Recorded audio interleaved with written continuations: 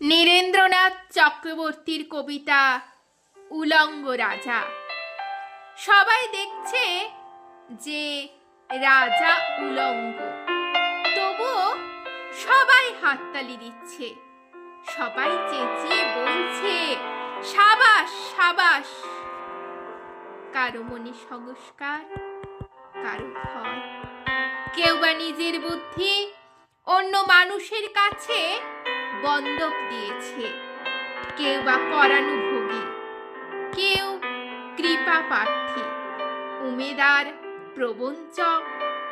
কেউ ভাবছে রাজবস্ত্র সত্যি অতীব সূক্ষ্ম, চোখে পড়ছে না যদিও, তবু আছে, অন্তত থাকাটা কিছু অসম্ভব নয়।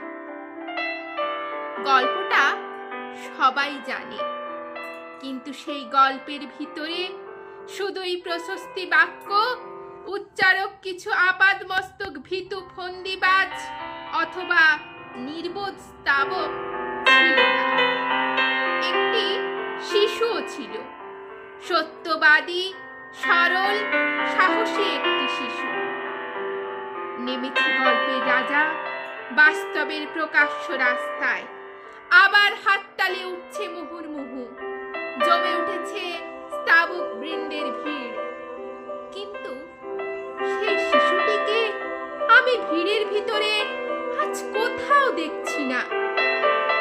শিশুটি কোথায় গেল?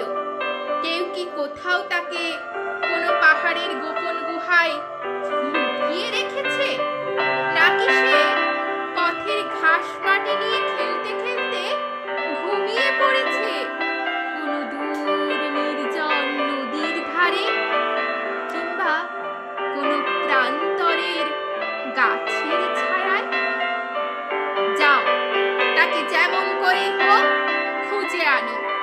শেষ একবারে উলঙ্গ রাজার সামনে নির্ভয়ে দাঁড়াক, শেষ একবারে হাততালির